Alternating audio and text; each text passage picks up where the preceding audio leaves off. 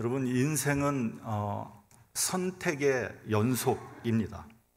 무엇을 선택하느냐에 따라 오늘 하루의 삶이 달라질 수 있고요. 더 나아가서 우리의 인생이 달라지기도 합니다. 우리는 매일 매순간 선택을 합니다. 아침에 일어나면서부터 우리는 무언가를 선택해야 되고 결정해야 되죠. 아침을 뭘 먹어야 할까? 밥 먹어야 되나? 빵 먹어야 되나? 야채를 먹을까? 고기를 먹을까? 오늘은 어떤 옷을 입어야 하나? 캐주얼을 입어야 하나? 정장을 입어야 하나? 매사에 선택을 해야 됩니다. 조금 더 중요한 선택이 있습니다. 어떤 직업을 택해야 되나? 또 어떤 비즈니스를 해야 되나? 어떤 집을 사야 되나? 상당히 중요한 선택이죠. 또 젊은이들 같으면 어느 대학을 가야 되나? 어떤 배우자를 선택해야 하나? 우리 이민을 온 우리들 같이 생각을 한번 해보면요. 이민을 가야 되나 말아야 되나? 이거 굉장히 중요한 결정이죠. 이민을 온 결과 우리의 운명이 완전히 달라지지 않았습니까? 중요한 결정들이 있습니다. 그렇게 보니까요, 무엇을 선택하고 결정한다는 것은 이건 상당한 결단이 요구가 되고요. 또 그 결정에 따른 책임을 져야 되는 거예요. 내가 선택한 것에 대한 책임은 오롯이 내가 져야 되는 거죠. 어느 누구에게 책임을 전가할 수 없습니다. 그러니까 어떤 것을 선택하려고 할 때 굉장한 스트레스를 받게 되는 거죠. 이제 그러다가 고민하고 이러다가 아무것도 선택하지 못하는 경우도 있습니다. 이제 그런 사람들을 우리는 결정장애라고도 하고요. 이렇게 할까 저렇게 할까 고민한다는 의미에서 햄릿 증후군이라고도 합니다. 우리가 중국집에 가면 항상 좀 갈등을 하게 되죠. 짜장면 먹을 것인가 짬뽕 먹을 것인가. 정말 짜장면 짬뽕 우리나라 국민 음식이 되었습니다. 여러분 어떤지 모르겠지만 이 짬뽕이나 짜장면 오래 안 먹으면 먹고 싶다 이런 생각이 들지 않습니까? 저는 한국에 가면 짜장면, 짬뽕 그거 한번 먹어야지 이런 생각이 꼭 듭니다. 근데 이제 그러니까 짜장면을 선택하면 짬뽕 먹을 걸 후회하게 되죠. 그리고 이제 짬뽕 먹다 보면 옆에서 사람이 짜장면 먹고 있으면 그거 되게 맛있게 보입니다. 그래서 그거 이제 고민하는 사람을 위해서 나온 메뉴가 뭡니까? 짬짜면 뭐 이런 거 아닙니까? 근데 한국에 요즘에 복짬짜면이라는 것도 있대요. 볶음밥과 짜장면과 짬뽕을 한 접시에 같이 먹는 거죠. 그래서 그 중국 음식의 그 기본적인 메뉴를 다 이제 섭렵을 하는 겁니다. 또 한국에 가면 그런 것도 있다고 합니다. 된치찌개라는 것도 있대요. 된장찌개하고 김치찌개를 이렇게 반반씩 주는 이런 메뉴도 있다고 합니다. 그 인터넷 보니까요, 메뉴판에 아무거나 4,000원 이런 것도 그 사진이 올라와 있더라고요. 정말 많은 메뉴가 있는데 그 중에 끝이 아무거나예요. 아무거나 4,000원. 아무거나는 도대체 뭘 먹어야 되는 건지, 그걸 시키면 뭐가 나오는 건지, 식당 주인이 그냥 주는 대로 받아 먹는 거 아닌가 이런 생각이 듭니다. 뭐든지 자기가 스스로 결정하지 못하는 사람을 우리 마마보이라고 합니다. 그건 어려서부터 그 어머니가 모든 걸 다 해줬기 때문에 그런 거예요. 학교 가는 것, 뭐 공부하는 것, 학원 가는 것, 대학에 가는 것, 뭐든지 어머니가 시키는 대로 하는 그런 사람이 있습니다. 심지어는 결혼하는 것도 상대방을 배우자를 선택하는 것도 어머니가 선택해주는 그런 경우도 있다고 합니다. 아주 전형적인 마마보이죠. 한국에서는 보통 남녀가 이렇게 만나서 데이트를 하면 남자가 리드를 하죠. 그리고 여자는 따라갑니다. 요즘은 어떤지 모르는데 제가 할 때는 그랬어요. 이제 그러다 보면 남자들이 그 여성의 의견은 생각하지 않고 자기 마음대로 하려고 하는 그런 경향이 있습니다. 지금 뉴욕에 살고 있는 우리 딸이 샴페인 그 일리노이 대학을 다닐 때 한국 남자 학생하고 연애를 했어요. 그러더니 금방 헤어지더라고요. 그래서 물어봤어요. 왜 한국 남자하고 연애를 금방 헤어졌냐? 그랬더니 하는 말이 한국 남자들은 너무 자기 마음대로 하려고 한다는 거예요. 그것을 영어로 manipulate 그렇게 표현해요. manipulate. 그러니까 여자를 지 마음대로 막 흔드는 거죠. 조종하려고 한다. 그러면서 자기는 한국 남자를 하고 결혼하기 좀 어려울 것 같다. 이렇게 얘기를 하더라고요. 그랬더니 중국 남자를 만났어요. 근데 이제 정말 그 중국 사위는 제 딸 얘기를 너무 잘 듣는 거예요. 어떨 땐 제가 보기에 야, 저건 좀 너무하다 싶을 정도로. 그래서 그게 중국 남자들의 일반적인 그런 모습인지 아니면 그 집안의 내력인지 그거 잘 모르겠어요.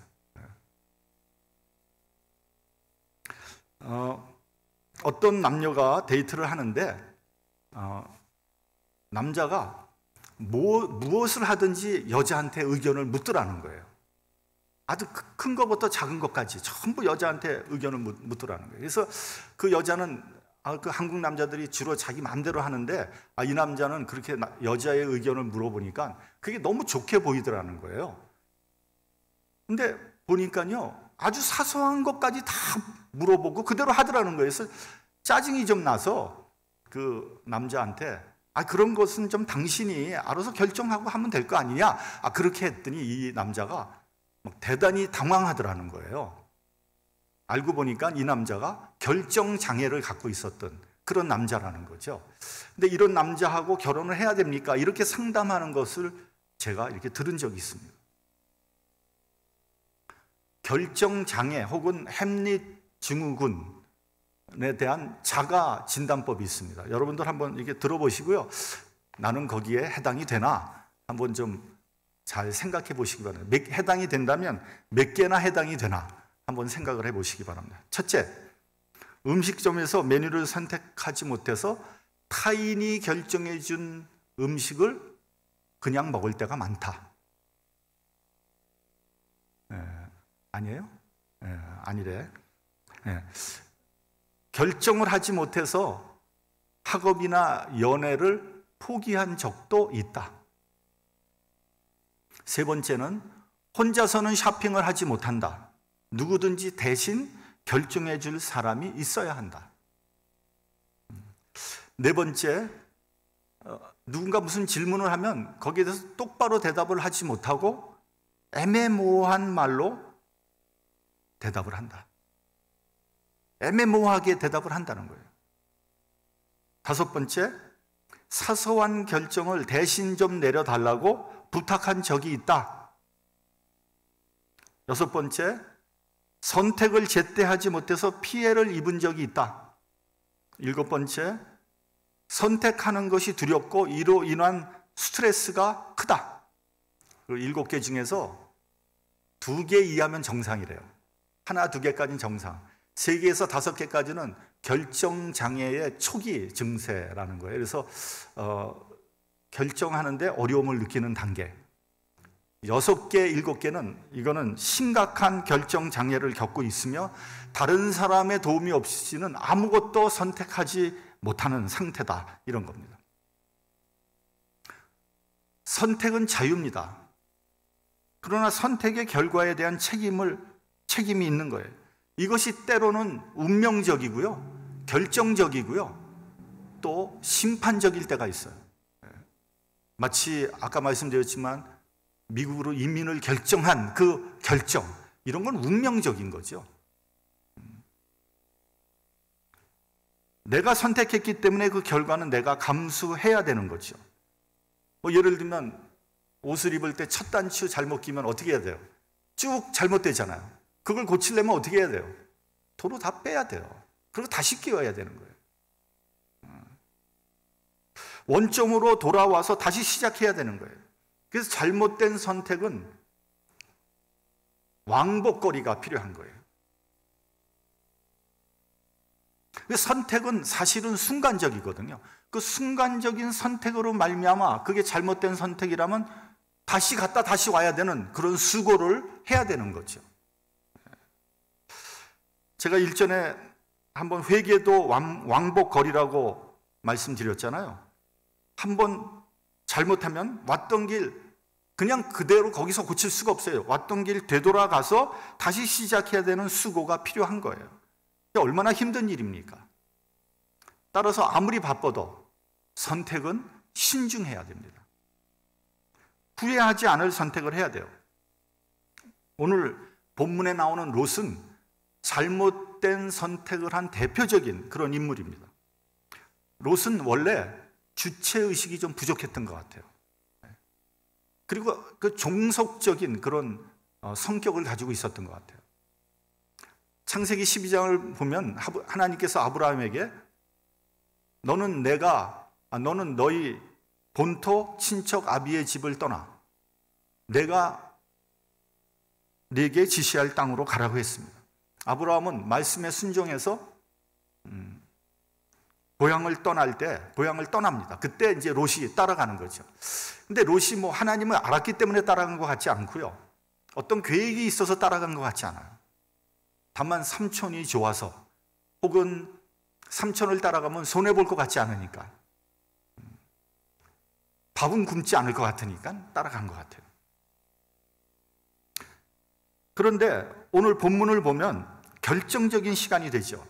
이게 두 집 살림이 너무 커져서 이제는 함께 거할 수가 없게 된 거예요. 물론 롯이 아브라함과 함께 살 때 좋은 점도 있었겠지만 좀 불편한 점도 분명히 있었을 거예요. 아이들 싸움이 어른 싸움 된다고 아브라함의 목자와 롯의 목자가 그 목초지 때문에 서로 다투는 일이 일어나지 않습니까? 그래서 이제 아브라함이 말합니다. 이제 헤어질 때가 됐다. 본문 9절에 보면 내 앞에 온 땅이 있지 아니하냐? 나를 떠나라. 롯에게는 새로운 도전이고 신세계로 나가는 거예요. 여기에 자유가 있고 선택이 있고 독립이 있습니다. 이거 대단히 중요한 선택이죠. 이제 한편 이런 모습 속에서 아브라함은 대단히 훌륭한 사람이에요. 본문을 보면 아브라함의 인격이 얼마나 고매한지 우리는 알 수 있습니다. 아브라함은 연장자였고요. 자기 마음대로 결정할 수 있는 권리가 분명히 있었는데도 불구하고 롯에게 선택권을 줍니다. 화목이 중요하기 때문에, 사랑이 중요하기 때문에 다소 손해본다고 할지라도 또 불리한 여건이 있다고 할지라도 그것을 감수하겠다는 거죠. 그래서 높은 곳에 올라가서 사방을 돌아보면서 내가 저하면 나는 우하겠고 내가 우하면 나는 저하리라. 여러분 멋있지 않습니까? 저는 아브라함은 정말 하나님의 복을 받을 만한 제목이다 이렇게 생각이 됩니다. 그리고 하나님께서 왜 아브라함을 믿음의 조상으로 선택했는지 보여주는 대목이다. 당장 현실적으로 보면 손해보는 거죠. 어리석어 보입니다. 근데 이런 사람을 하나님께서 축복해 주신단 말이죠. 신명기 28장을 보면요. 하나님의 모든 명령을 지켜 행하면 하나님께서 너를 세계 모든 민족 위에 뛰어나게 해주신다. 그렇게 말씀하셨어요. 그리고 내 자녀와 내 토지 소산의 복을 받고 내 광주리와 내 떡반죽에도 복을 받으며 네가 들어와도 복을 받고 나가도 복을 받을 것이라고 했어요. 근데 문제는 뭐냐면요. 그러니까 하나님 뜻대로 살면 하나님 명령에 순종하면 복을 받는다는 거 아닙니까? 근데 무엇이 하나님의 뜻이냐는 거죠. 어떤 사람이 하나님 명령에 순종하는 사람이냐는 거죠. 뭐 여러 가지가 있을 수 있지만 저는 이렇게 생각합니다. 화평을 위해 때로는 양보할 줄 알고 손해볼 줄 아는 사람, 공동체를 위해서 희생할 줄 알고 헌신할 줄 아는 사람, 이런 사람이 하나님의 복을 받는 사람이에요. 하나님 명령에 순종하는 사람. 너무 눈앞의 이익에 사로잡혀서 내 것만 챙기는 사람, 이런 사람이 어떻게 하나님 뜻에 합당하게 살 수 있겠습니까? 이게 불가능한 일이거든요. 그래서 물론 멀리 보고 손해볼 줄 알아야 돼. 좀 그릇이 커야 돼. 하나님의 복을 부어줄 수 있는 그런 사람이 돼야 될 거 아닙니까? 그래서 여러분, 내가 지금 당장 손해보는 것이 손해가 아니에요. 길게 보면요, 그거 다 도로 리턴 받습니다. 지금 내가 뭐 내 거 챙기고 막 내가 야박하게 굴고 그러면 부자 될 것 같죠? 절대로 그렇지 않습니다. 복 못 받아요. 절대로 못 받습니다. 미국에서요, 이제 하버드 들어가는 학생들의 비율을 이제 봤는데, 물론 동양계 학생이 제일 많아요. 왜냐하면 성적이 워낙 좋으니까. 근데 동양계 학생 중에서도 한국계가 많다는 거예요. 그런데요, 하버드에서 낙제하는 비율도 한국계가 제일 많다는 거예요. 이상하잖아요. 그래서 하버드 교육위원회에서 그거를 조사를 해봤대요. 왜 그런가? 이유는 뭐냐? 한국계 학생들이 장기적인 목표가 없더라는 거예요. 장기적인 목표가 없는 거야. 뭐냐면요, 우리 한국계 학생들의 최고의 목적은 뭐냐? 하버드 대학 들어가는 거예요. 하버드 대학만 들어가면 되는 거야. 그러니까 들어가고 나니까 어떻게 됐어요? 목표의식이 사라지는 거잖아요. 들어갔으니까. 그러니까 방황하게 된다는 거죠. 그러면서 야, 일단 들어왔으니까 좀 놀자, 이렇게 되는 거예요. 아니, 세계적인 수재들이 모인 학교에서 놀면 어떻게 되겠어요? 금방 낙제하는 거죠. 심지어는 학교에서 쫓겨나게 되는 거예요.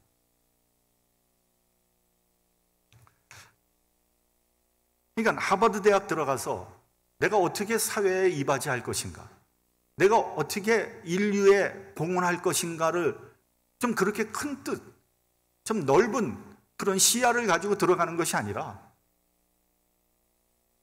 그저 어떻게 하면 하버드 대학 가서 출세하고 내가 잘 먹고 잘 살 것인가를 생각하고 들어가니까 꿈이 없는 거죠.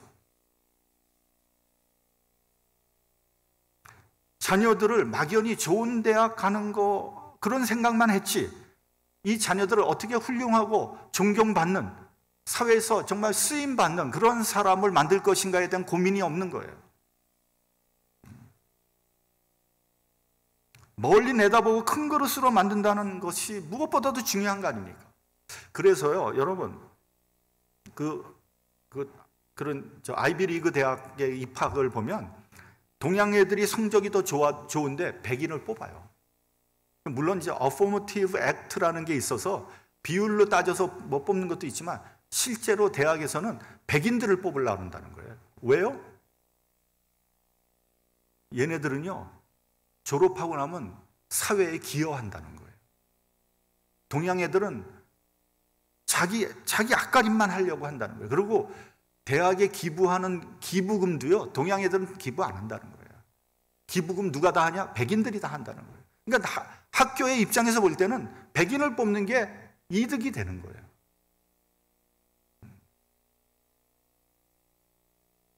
퇴계 이황 선생은요, 이런 말을 했습니다. 먼저 소학과 사설을 읽어야 과거 시험에 합격해 벼슬길을 나가도 훌륭한 인재가 될 수 있다고 그렇게 강조했다는 거예요. 이게 뭐냐면요, 과거보다 먼저 사람 인격을 갖춰야 된다는 거예요.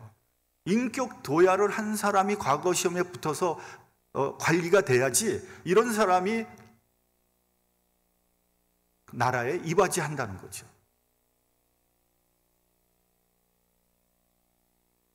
제대로 된 독서는 하지 않고 시험 과목만 달달 외워서 과거에 합격하게 되면 부정부패를 일삼고 백성을 괴롭히고 자신의 이익에 눈이 멀어서 결국 사회에 해를 끼치는 그러한 사람이 될 것을 경계하는 그런 말씀이에요. 요즘 한국에도 보면요, 교양서적 한 권 제대로 읽어보지 않은 채 법전만 딸딸 외워가지고 사법고시 합격해서 판검사 된 사람들이 적지 않이 있는 것 같아요. 그런 자가 어떻게 인간의 죄의 문제를 깊이 있게 다룰 수 있으며 인간을 어떻게 올바로 계도할 수 있겠습니까? 불가능한 일이거든요. 그러니까 인격적인 소양이 갖춰지지 않은 사람이 그냥 머리만 좋고 잘 외워가지고 판검사가 된 거예요. 그 막강한 권력을 이용해서 부정부패를 일삼고 사회의 악이 되게 일쓴 거예요. 법에 대해서 잘 아니까 법망을 요리조리 빠져나가서 지능적인 범죄자가 되는 거예요. 아브라함은 오직 믿음으로 선택했어요. 하나님께서 말씀하시고 하나님께서 약속하시는 곳이라면 그곳이 어디든지 갈 자세가 되어 있었어요. 하나님 섬기기 좋고 예배 드리기 적절한 곳이라면 그것이 어디든지 만족했어요. 그러니까 아브라함의 선택의 기준은 오직 신앙이었어요. 여러분, 유대인들은요, 회당을 중심으로 살아가고 있지 않습니까? 그래서 회당이 만약에 이사를 하면 그 교인들은요, 그 회당을 따라 다 이사해요. 언제든지 예배 드릴 수 있고 하나님 앞에 나가서 기도할 수 있는, 그래서 편리한 곳으로, 조금 더 가까운 곳으로, 가능하면 가까운 곳을 이사한단 말이죠. 그러니까 신앙 중심적으로 움직이는 거죠. 여러분, 우리는 어떻습니까? 여러분 혹시 이사할 때 교회하고 가까운 곳 이렇게 생각하고 이사합니까? 옛날에 어떤 장로님은요, 교회하고 되도록이면 먼 데 집을 사야 된대. 왜 그러냐? 새벽 기도 안 나오려고.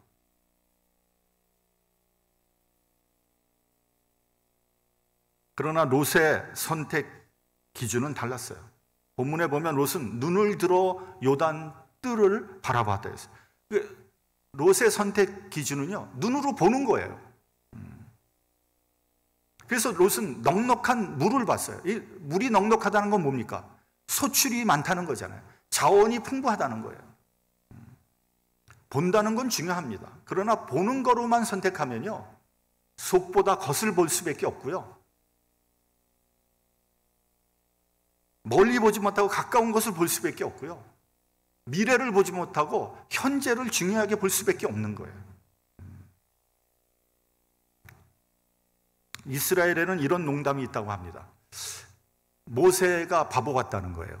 기왕 땅을 얻을 것 같으면 지금 가나안 땅에서 조금 좀 더 나가면은 사우디아라비아도 있고, 쿠웨이트도 있고, 아랍에미레이트도 있고, 이란도 있고, 이라크도 있고, 석유가 오죽 많이 나오냐는 거죠.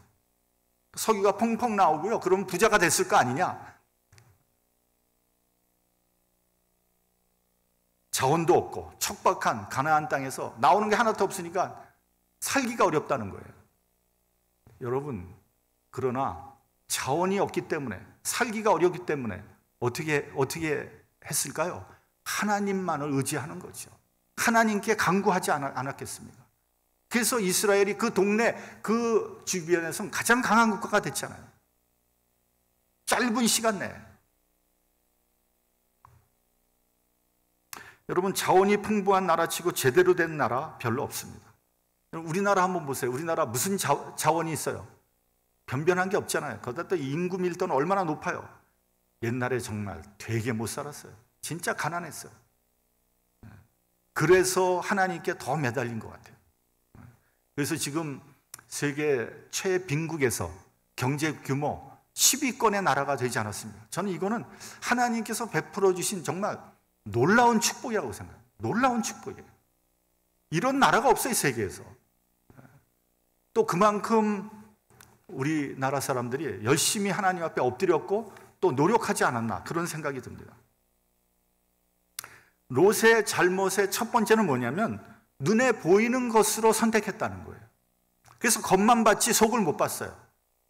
풍요로움만 봤지 그 속에 있는 죄와 타락은 보지 못했어요. 현재만 봤지 미래를 내다보지 못한 거예요. 그래서 그는 소돔과 고모라를 보고 뭐라 그랬냐면 마치 여호와의 동산 같았고 애굽 땅과 같다고 그렇게 말했습니다. 그러니까 얼핏 보면 여호와의 동산 같다 그러니까 신앙적으로 선택한 것 같잖아요. 그러나 실은 그렇지 않고요. 애굽의 땅과 같이 풍부한 물질적인 것만 보고 선택했다는 거예요.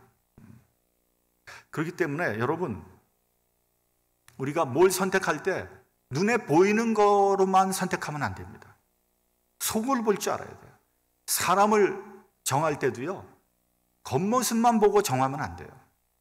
겉모습, 허우대는 멀쩡한데 속은 형편없는 사람들이 얼마나 많은지 모릅니다. 롯의 두 번째 잘못은 뭐냐? 그의 장막을 옮겨 소돔까지 갔다는 거예요. 이게 한 발자국 한 발자국 가다 보니까 어느새 소돔까지 이르게 된 거예요. 여러분, 이게 무슨 뜻입니까? 어찌 이렇게 하다 보니까 소돔까지 갔다는 거 아니에요. 이게 뭐냐면요, 뭐 소가 소를 도살할 때 뭐 이렇게 콩을 뿌려 놓는다 그러잖아요. 그럼 소가 눈물을 흘리면서 그 콩을 먹고 온다는 거예요. 자기 죽을지도 모르고.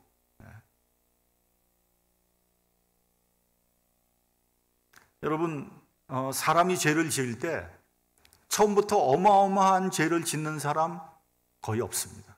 처음엔 아주 사소한 하찮은 죄를 짓게 되는 거예요. 아무도 심각하게 생각하지 않는 그러한 죄를 짓습니다. 그러니까 별로 죄책감도 들지 않는 거죠. 이제 그러다 조금씩 더 죄에 깊이 들어가게 되는 거예요. 그래도 별일이 일어나지 않아요. 그렇게 하다 보니까 이익도 생기고요, 재미도 들리는 거예요. 그리고 자기 죄에 대해서 자꾸만 합리화하게 되는 거예요. 그렇게 점점 수렁에 빠져들게 되다가 나중에는 헤어날 수 없는 죄의 올무에 빠지게 되는 거예요. 그때는 후회해도 이미 늦었어요. 절대 빠져나오지 못합니다. 이미 수렁에 빠진 거예요. 올무에 걸린 거예요. 마귀가 놓아주질 않아요. 이제 롯의 잘못된 선택으로 인해 벌어지는 참담한 결과를 한번 보도록 하겠습니다. 창세기 19장을 보면 두 천사가 소돔에 이르게 됩니다. 롯은 천사를 맞아들이고, 뭐 천사인지 모르죠. 그냥 사람으로 왔으니까 맞아들이고 식사를 대접하고 그 동네 불량배들이 막 그 해코지 하는 것을 막아줍니다. 천사들은 소돔의 멸망을 알리고요, 빨리 피할 것을 권합니다. 롯은 천사의 권고를 받아들여요. 그래도 롯이 그나마 신앙이 좀 남아 있었던 것 같아요. 아마 롯은 소돔에 거할 때 심정적으로 몹시 갈등을 일으켰을 거예요. 내가 이렇게 살면 안 되는데, 우리가 이러다가 벌 받지. 죄책감에 사로잡혀 살고 있었지만 소돔을 빠져나갈 수가 없었던 거예요. 한 달만 더, 한 해만 더, 조금만 더 재미를 보고 순간적인 쾌락과 죄에 빠져 살아가고 있었습니다. 여러분, 롯과 그의 식구들은 이미 소돔 사람이 되어버린 거예요. 동화돼 버린 거예요. 그들의 의식 속에, 그들의 생활 속에, 그들의 인간성 속에 소돔의 문화가 깊이 물들어 버린 거예요. 마치 중독되는 것 같이. 이쯤 되면요, 망할 줄 알면서도 그 자리에서 빠져나가지 못합니다. 그 결과 그들이 그토록 사랑했던 그 많은 재물을 몽땅 잃어버리고 말았어요. 창세기 19장 16절을 보면요, 소돔에서 빠져나오기를 롯이 지체했다, 이렇게 되어 있습니다. 그러니까 차마 그 많은 재산을 두고 나올 수가 없었던 거예요. 그래서 우물쭈물하고 있는데 천사들이 롯의 손과 그 아내의 손과 두 딸의 손을 붙잡고 인도하여 성 밖에 두었다, 이렇게 되어 있습니다. 그러니까 결국 가지고 있는 그 수많은 재물 하나도 가지고 나오지 못했고요. 그의 아내는 미련을 가지고 소돔성을 돌아보다가 소금 기둥으로 변하고 말았어요. 그래서 롯은 두 딸과 함께 간신히 목숨은 부지했는데 알거지가 되어서 산중에서 여생을 보내게 됩니다. 그러니까 그 넉넉한 물과 그 풍부한 자원은 어떻게 된 것입니까? 하나님을 떠난 잘못된 선택으로 말미암아 모든 것을 잃게 됐어요. 소유도 꿈도 남은 것이 하나도 없었어요. 심지어는 롯과 그 두 딸과의 사이에서 모압과 암몬이라는 타락한 족속을 유산으로 남기게 된 것입니다. 중국 고전에 관자라는 책이 있습니다. 그 책에 보면은 1년의 계획은 곡식을 심는 것이 제1이고 10년의 계획은 뭐 한다고요? 나무를 심는 것이 제1이고 평생의 계획은 뭘 한다고요? 사람을 심는 것이 제1이다. 여기에서 교육 백년지 대계라는 말이 나온 겁니다. 신명기 30장 15절을 보면요, 보라 내가 오늘날 생명과 복과 사망과 화를 내 앞에 두었다고 했습니다. 너희는 선택하라고 했어요. 여러분, 우리는 뭘 선택하고 있습니까? 생명과 복을 선택하고 있습니까? 아니면 사망과 화를 선택하고 있습니까? 근데 유감스럽게도요, 많은 사람들이 생명과 복이 아니라 사망과 화를 선택한다는 거예요. 선택은 자유입니다. 그러나 선택에 따른 결과는 온전히 내가 져야 합니다. 그러므로 겉만 보고 선택해서는 안 됩니다. 속을 볼 줄 알아야 되고요, 멀리 볼 줄 알아야 됩니다. 신중하게 선택해야 됩니다. 무엇보다도 하나님께서 원하시는 것이 무엇인지를 먼저 생각하고 선택하는 지혜로운 사람이 되시길 바랍니다. 생명과 복을 선택하는 저와 여러분이 되시길 바랍니다. 그래서 그 생명과 복을 우리 자녀들에게 전수시키는 그러한 하나님의 자녀들이 되시기를 주님의 이름으로 축원합니다.